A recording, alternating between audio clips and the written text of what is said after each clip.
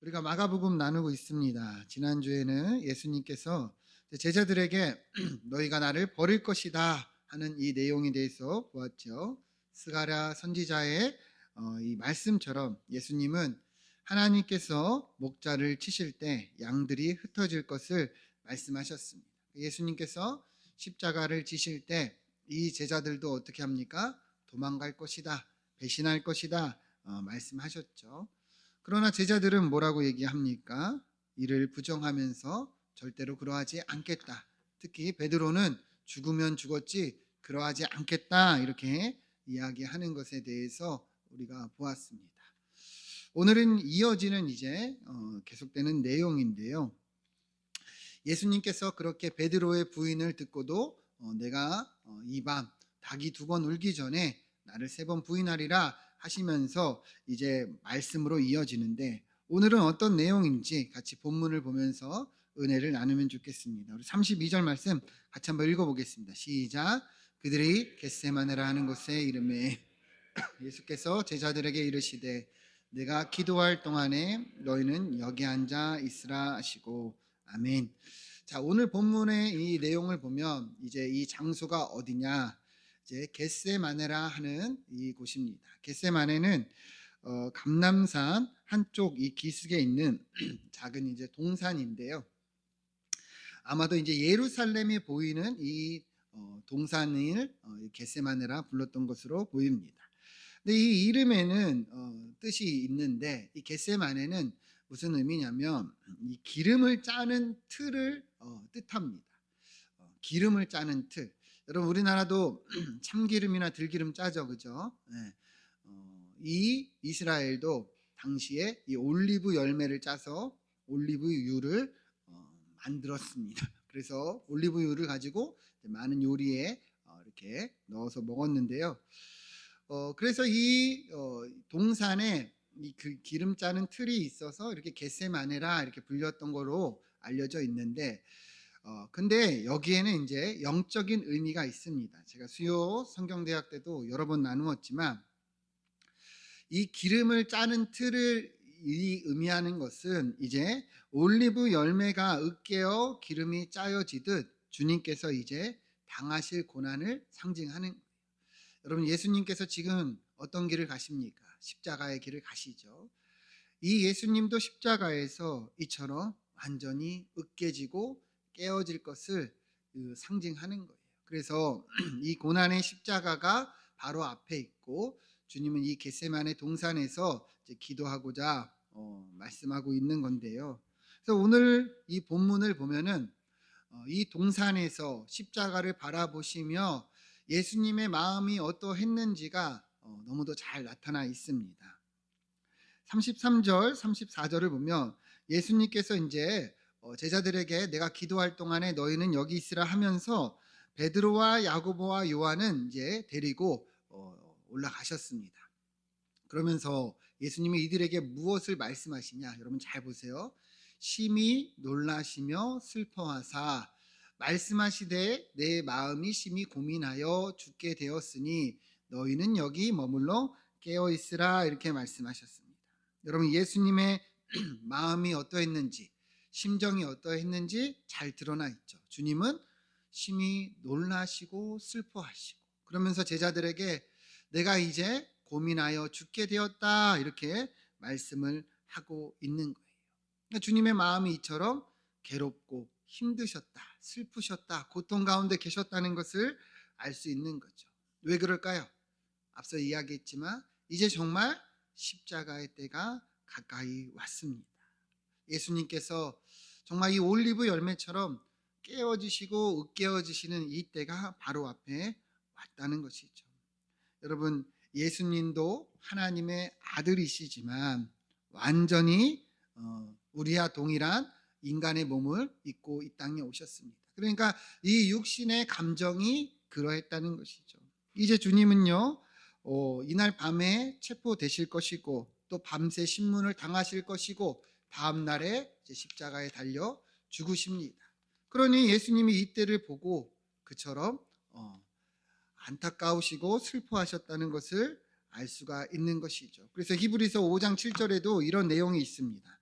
그는 육체에 계실 때에 자기를 죽음에서 능히 구원하실 이에게 그다음 뭐라고 얘기합니까? 심한 통곡과 눈물로 간구와 소원을 올렸다. 그러니까 예수님께서 십자가를 앞두고 느꼈던 감정이 이러했다는 거죠. 심한 통곡과 눈물로 하나님 아버지께 기도하셨다는 거예요.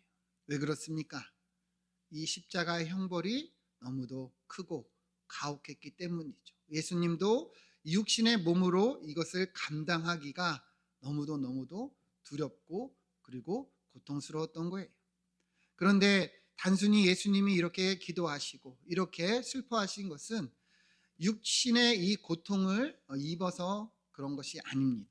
우리 갈라디아서 3장 13절을 보면 그리스도께서 우리를 위하여 저주를 받은 바 되사 율법의 저주에서 우리를 속량하셨다.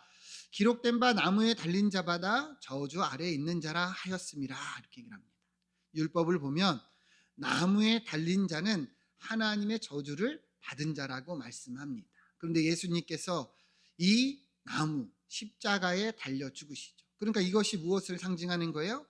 예수님이 하나님의 저주를 당하시는 것을 의미하는 거예요.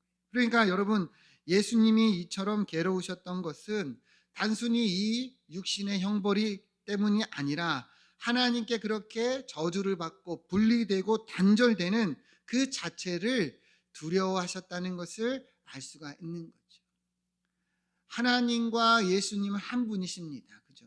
그런데 그 하나님 아버지께 버림받고 저주를 받는다는 것이 예수님은 그처럼 괴롭고 고통스러우셨다는 거예요. 이해가 되시죠? 자, 그런데 이제 오늘 본문이 왜 중요하냐? 이러한 절망적이고 좌절한 이 상황에서 예수님은 그 십자가를 앞두고 무엇을 행하셨느냐? 계속해서 기도하셨다는 거예요. 우리 35절 보면 조금 나아가사 땅에 엎드려 될 수 있는 대로 이때가 자기에게서 지나가기를 구하여 이렇게 얘기를 합니다. 예수님은 엎드려 간절히 기도한 거예요. 뭐라고 기도한 거예요? 이 때가 자기에게서 지나가기를. 그러니까 예수님도 이 잔을 받기가 두려웠던 거예요. 그래서 아버지여, 아빠 아버지여, 모든 것이 가능하오니 이 잔을 내게서 옮기시옵소서. 이게 예수님의 솔직한 심정이었던 거죠. 하나님의 저주, 이 하나님의 심판, 이 십자가의 형벌이 주님은 너무도 크고 가혹했기에 이처럼 이 잔의 피해 가기를, 지나가기를 원했다는 거예요. 여러분 보이시죠? 그러나 중요한 것은 뭐예요? 그러나 나의 원대로 맛이 없고 아버지의 원대로 하옵소서 하면서 예수님은 계속해서 기도의 자리로 나아갔다는 거예요. 예수님은 계속 이 십자가를 앞두고 이 무서운 형벌을 앞두고 이 하나님의 저주의 자리를 앞두고 뭘 하셨다는 거예요? 기도하셨다. 기도하고 또 기도하셨다는 거죠. 여러분, 우리가 예수님이 어떠한 심정으로 이 십자가를 향해 나아가셨는지 우리도 분명히 알기를 축원드립니다. 여러분, 예수님 믿으십니까? 예수님이 나의 죄를 위해서 이 십자가에서 달려 죽으신 것을 믿으십니까? 많은 성도들이 믿는다 말해요. 고백한다 말합니다. 그러나 오늘 본문에서 예수님이 어떠한 심정으로 이 십자가를 향해 가셨는지를 여러분 아는 성도들이 그리 많지가 않아요. 그냥 내 입장에서는 감사합니다. 나를 위해 죽으셨어요. 믿습니다. 이렇게 고백을 할 뿐이지 여러분 예수님이 어떻게 처절하게 이렇게 가고 있는지 우리가 잘 알지를 못한다는 거예요. 여러분, 이 예수님의 십자가는요, 그냥 그러한 자리가 아니라는 거예요. 정말 예수님이 모든 것을 다해 나아간 자리입니다. 제가 이제 여러 문서들을 보고 이제 그 주석들을 보니까 십자가형이라는 것 자체가 인간이 만들어낸 형벌 중에 가장 이 고통스럽고 잔인한 형벌이라 이렇게 이야기를 하더라고요. 그래서 로마 시대 때에도요, 이 십자가는요 아무나 이렇게 그 형벌을 받지 않고 정말 극악무도한 형벌을 이 죄인들에게만 이 형벌을 주어졌는데 특히 이제 이 십자가형을 당하면 먼저 이제 채찍에 맞는다고 합니다. 근데 이 채찍에는 이 납덩이나 이 뼈 조각 같은 것을 붙여놨대요. 그래서 한 대, 두 대만 맞아도 살이 막 뜯겨 나가고, 그래서 뼈가 다 드러날 정도로 엄청난 이 고통을 가하는 그러한 형벌이었답니다. 그래서 이 채찍에 맞고 이제 십자가에 달리는데요. 그때는 이제 손과 발에 못을 박잖아요. 근데 이 못의 크기가요, 지름이 1cm 정도 되는데 길이가, 이 못의 길이가 한 15cm 정도 됐다고 합니다. 여러분 생각을 해보세요. 한 15cm 정도는 이 정도인데 이 손목과 이 발목에 이 못을 박아서 십자가에 지탱을 했다고 하면 여러분 그 고통은 우리가 이루 말할 수가 없을 겁니다. 그죠? 그리고 십자가에 달려서 그렇게 온 몸을 그 못에 지탱하여 견뎌야 했다면 그럼 그 얼마나 끔찍한 아픔이 됐을까요? 그래서 십자가에 달리며 이 상처난 몸에서 피가 계속 쏟아지고 또 물도 쏟아지고, 그래서 그러한 탈수가 일어나면서 이 쇼크가 계속 오고 반복이 됐다고 합니다. 근데 제가 참 마음이 아팠던 것은 이 학자들이 얘기하는 게 십자가형으로 이제 죄수들이 여기서 달려 죽잖아요. 근데 대부분의 죄수들이 왜 죽느냐? 질식사를 한대요. 왜 질식사를 하냐? 이 십자가형이 너무 고난스럽고 너무 고통이 크니까 숨을 제대로 쉬지를 못한다는 거예요. 그래서 숨을 쉬지를 못해서 그렇게 질식사하는 경우가 허다했다고 합니다. 그러니까 이 십자가 형벌이 얼마나 끔찍하고 잔혹한 형벌인지 우리는 아주 조금 이루어 짐작할 수 있는 거죠. 그렇죠? 근데 예수님은요, 이 십자가를 향해 나아가셨다는 거예요. 왜 이 십자가를 향해 나아가십니까? 바로 저와 여러분을 구원하기 위함이죠. 우리를 구원할 길이 이 십자가 외에 있습니까? 없습니까? 없습니다. 그렇기 때문에 주님도 이 고통스럽고 이 극악무도한 형벌임을 알지만 하나님의 뜻을 구하며 나아가고 있다는 것이죠. 그러니 여러분, 우리가 예수님이 나를 위해서 십자가에서 죽으셨어요, 이것을 믿고 고백할 때 여러분 이 고난의 크기도 알고 믿고 고백할 수 있어야 합니다. 주여 감사합니다, 아멘, 단순히 이러한 고백이 되어서는 안 된다는 거예요. 예수님이 나를 위해서 얼마나 큰 희생을 하고 얼마나 큰 고통을 감당하셨는지를 우리가 모른다면 어찌 이 십자가를 우리가 알고 믿고 고백할 수가 있겠냐는 것이죠. 여러분, 예수님은 이 처참하고 처절한 십자가를 우리를 위해서 향해 나아가셨다는 것을 분명히 알기를 축원드립니다. 로마서 5장 8절 우리 같이 한번 읽어볼까요? 시작. 우리가 되었을 때 그리스도께서 우리를 위하여 죽으심으로 하나님께서 우리에 대한 자기의 사랑을 확증하셨느니라. 아멘. 예수님이 십자가를 지신 이유는 무엇이냐? 이 로마서는 분명히 얘기합니다. 우리가 아직 죄인 되었을 때 예수님께서 우리를 위해 죽으심으로 하나님께서 우리에 대한 자기의 사랑을 확증하셨다. 왜 예수님이 이 십자가를 지셨는가? 바로 우리에 대한 그 사랑 때문입니다. 여러분 믿으십니까? 우리를 그처럼 사랑하셨기 때문에 이 잔혹하고 고통스러운 십자가를 주님은 지셨다는 거예요. 여러분, 세상에 그 어떤 사랑이 이보다 더 클 수가 있고 이보다 더 분명할 수가 있을까요? 세상에 그 어떤 사랑이 이렇게 죽음으로 자기 아들을 내어주기까지 이 십자가의 고난을 다 받아 죽을 수 있겠습니까? 하나님이 그처럼 우리를 사랑하셨다는 것을 여러분, 우리는 이 십자가에서 분명히 알 수가 있다는 것이죠. 그러니 여러분, 예수님이 나를 위해서 죽으셨습니다, 나는 그것을 믿습니다 할 때 우리는 이 하나님의 사랑의 크기도 분명히 알고 고백할 수 있어야 한다는 거예요. 그냥 습관적으로 믿습니다, 아멘, 이것이 아니라 이 고난의 깊이와 크기, 그 놀라운 하나님의 사랑의 이 깊이를 우리가 알기를 축원드립니다. 우리가 잘 아는 윤동주 시인은 예전에도 제가 한번 나누었지만 그 예수님의 십자가를 이렇게 표현을 했어요. 괴로웠던 사나이, 행복한 예수 그리스도에게처럼. 이 윤동주가 쓴 십자가를 보면 예수님이 그러했다는 거예요. 여러분, 왜 예수님이 괴로웠던 사나이일까요? 오늘 기도에서도 나오지만 이 십자가의 고난의 크기가 너무도 크고 이 하나님의 저주의 자리가 바로 여기였기에 주님은 괴로웠습니다. 그죠? 그런데 왜 행복한 예수라 말할까요? 괴로운데 행복하다. 여러분, 이러한 역설이 어디 있을까요? 왜 행복한 예수라 표현을 할까요? 그 이유는 간단합니다. 주님이 이 고난의 크기가 너무도 처절하고 가혹하지만 주님은 이 자리에서 우리를 구원하셨기 때문에 행복한 예수 그리스도라 이렇게 표현을 하고 있는 거예요.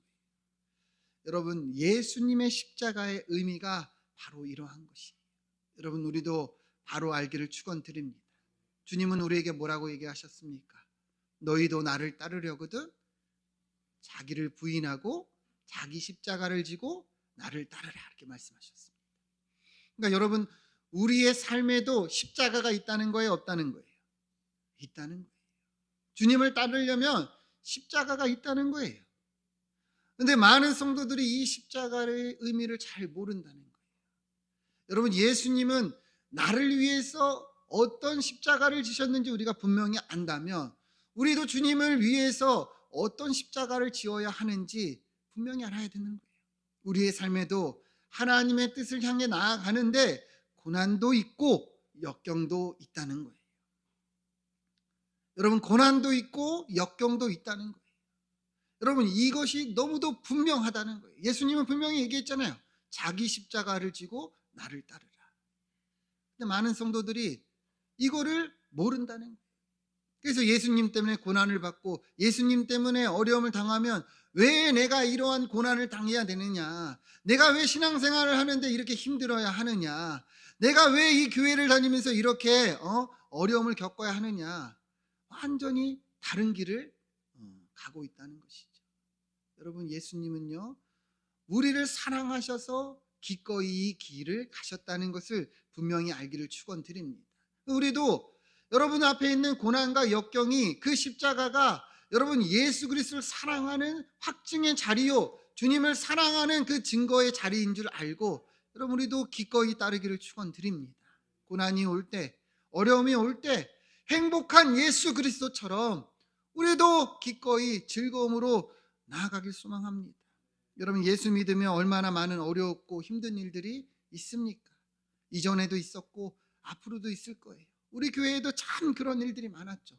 저도 뭐 짧게 목회를 했지만 참 예수 믿으며 목회를 하며 참 처절했던 적들이 많아요. 그러나 여러분, 그게 십자가의 역설적인 은혜입니다. 왜요? 그 자리에서 우리가 주님을 사랑하는 그 증거가, 그 마음이 확증이 되기 때문이죠. 여러분, 예수 믿으면서 고난당하시길 축원드립니다. 예수님을 따르면서 왜 이 고난을 피하려고 하고, 왜 역경을 피하려고 하고, 왜 편하게 예수 믿으려고 하고, 예수님은 나를 위해 죽으셨는데 우리는 쉽게 이 길을 가려 하냐는 것이죠. 여러분, 예수님이 나를 위해서 죽으셨습니다. 이 의미를 바로 알고 우리도 예수 그리스도를 위해서 죽고 예수 그리스도를 위해서 십자가를 지고 그리고 행복한 예수 그리스도처럼 우리도 하나님의 사랑과 은혜로 충만하기를 축원드립니다. 37절 보면 예수님은 이 고난의 십자가를 앞두고 그렇게 기도하셨습니다. 그리고 이 제자들로 깨어 너희도 기도하라 했는데요. 37절을 보니까 예수님이 그렇게 기도하신 후에 잠시 돌아오셨던 것 같아요. 근데 제자들이 뭘 하고 있습니까? 자는 것을 보시고 베드로에게 말씀하셨다. 여러분, 예수님은 기도하고 또 기도하고 계시는데 제자들은 어떤 거예요? 자고 있었다는 거예요. 그 예수님은 베드로에게 시몬아 자느냐? 내가 1시간도 깨어 있을 수 없더냐? 이렇게 얘기를 하셨습니다. 여러분, 이 예수 그리스도의 이 고난과 이 극심한 아픔을 앞둔 이 십자가와 이 제자들의 모습이 어떻습니까? 너무도 대비되는 거죠. 주님은 간절히 기도하고 있는데 이들은 자고 있는 거예요. 누가복음을 보면 이 예수님의 장면이 더 잘 나타나 있는데요. 42절 보면 예수님께서 마가복음처럼 똑같이 기도했어요. 내 원대로 마옵시고 아버지의 원대로 하옵소서. 그러자 천사가 하늘로부터 나타나 예수님께 힘을 더합니다. 예수님의 기도의 자리에 이렇게 돕고 있는 거예요. 그런데 44절 한번 같이 읽어보시죠. 시작. 예수께서 힘쓰고 애써 더욱 간절히 기도하시니 땀이 땅에 떨어지는 핏방울 같이 되더라. 아멘. 예수님이 이 겟세마네 이 동산에서 어떻게 기도하면서 십자가를 향해 나아갔느냐, 얼마나 간절히 기도하셨는지 마치 이 땀이 핏방울 같이 되었다는 거예요. 정말 땀이 핏방울처럼 변했다는 게 아니라 주님이 그렇게 온 마음으로 모든 것을 다해서 간절히 기도했다는 것을 의미하는 거예요. 여러분, 왜 이 겟세마네가 유명한지 아십니까? 이 동산이 유명한지 아십니까? 주님이 그처럼 기도한 자리였기 때문이에요. 그런데 역설적으로 이 제자들은 어떠하냐 이거예요. 예수님은 진짜 모든 것을 다해서 정말 땀이 핏방울처럼 되듯이 기도하고 있는데 제자들은 자고 있었다는 거예요. 이들의 영적인 상태가 이처럼 무지했다는 거죠. 자기의 주님, 자기의 스승은 이 고난의 십자가를 향해 가는데 이들은 전혀 그것을 알지 못하고 자고 있었다는 거예요.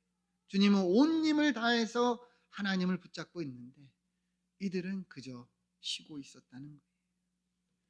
그렇게 말로는 우리가 주님을 부인하지 않겠습니다 이야기했던 제자들이지만 실제 삶은 그러하지 않았다는 거죠.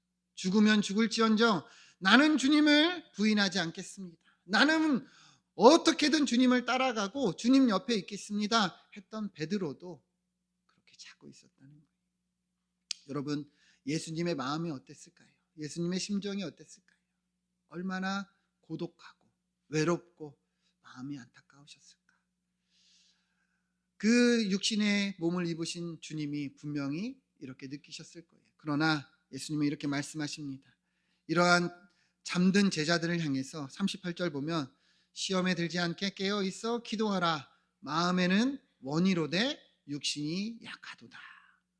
예수님의 이 말씀은 뭐예요? 시험에 들지 않게 깨어 기도하라. 마음은 원하지만 우리의 육신은 약하다. 그렇게 이 제자들의 모습을 주님은 알고 이해하고 계시는 거예요. 그래, 마음은 그렇지 않지만 우리 육신은 약해서 이 마음대로 되지 않는 것이 우리 현실이다. 그래서 주님은 분명히 뭘 말합니까? 깨어 기도하라는 거예요.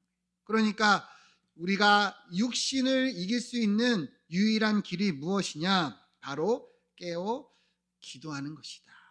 주님은 말씀하고 있는 것이죠. 그런데 바로 예수님이 그렇게 기도하며 이것을 계속해서 보여주고 있는 거예요. 주님은 이렇게 말씀하시고 다시 어떻게 하셨느냐? 기도의 자리로 나아가십니다. 39절 보면 다시 나아가 동일한 말씀으로 기도하셨다. 이 동일한 말씀이 뭘까요? 내 뜻대로 마옵시고 아버지의 원대로 하옵소서.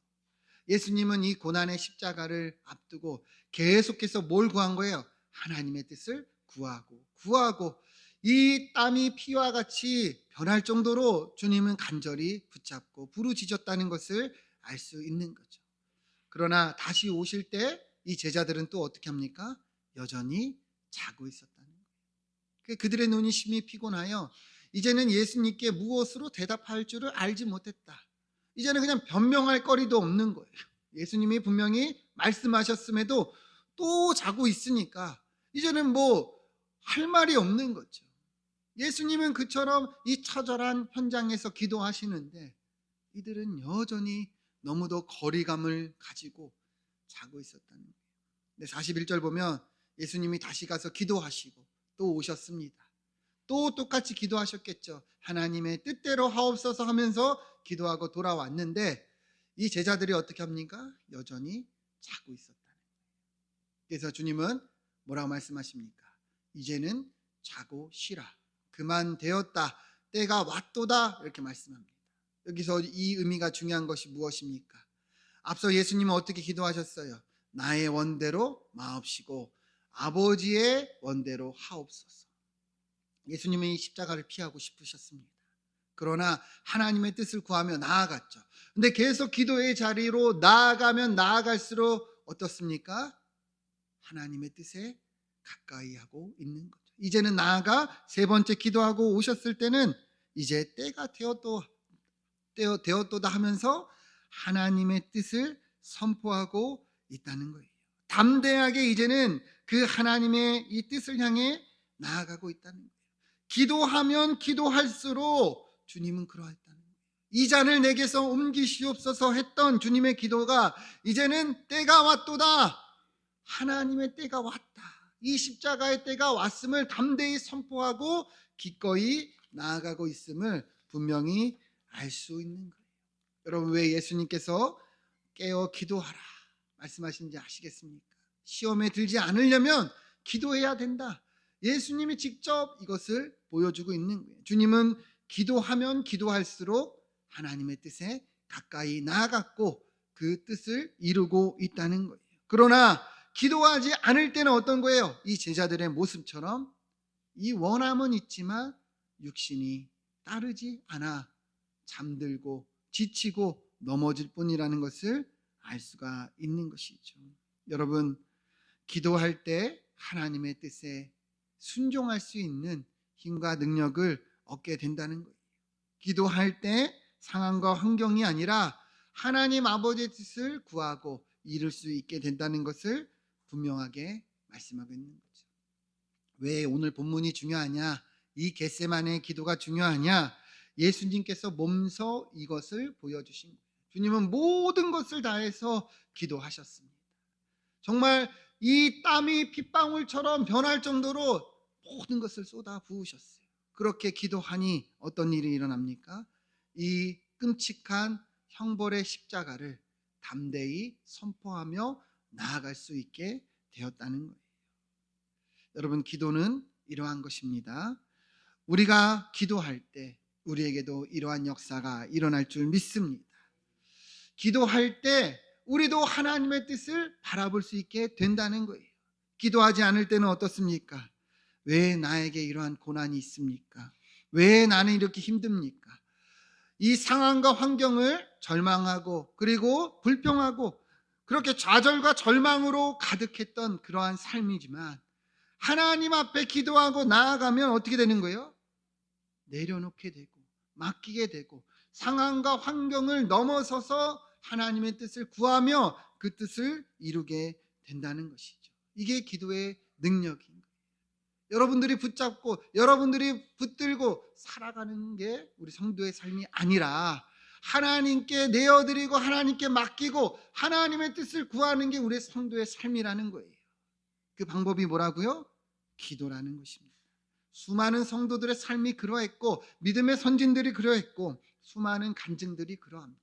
왜 기도해야 되는가? 왜 기도가 중요한가? 우리는 여기에 그 뜻을 분명히 알 수 있는 거죠. 기도가 이러한 능력이고 역사이고 우리가 기도할 때 하나님이 일하시고 하나님이 천사를 보내시고 하나님이 도우시고 하나님의 뜻이 이루어지게 된다는 것입니다.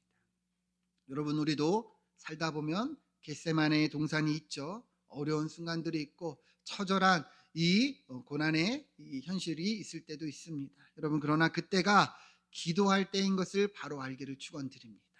절망하지 마시고 좌절하지 마시고 하나님께 내어드리시고 맡기시고 기도하세요. 그러면 그 끝에 뒤돌아섰을 때 하나님이 일하셨다는 것을 우리가 알고 그리고 감사함으로 고백할 수 있게 될 것입니다. 여러분, 내 뜻이 아니라 아버지의 뜻을 구하는 것이 바로 기도고 그리고 우리 성도의 삶인 줄 믿습니다. 예수님이 나를 위해 어떤 십자가를 지셨는지를 분명히 알고 우리도 우리의 십자가를 지고 주님을 따르며 기도하며 하나님의 뜻을 구하며 나아가는 우리 성도들 되시기를 축원드립니다. 기도합니다.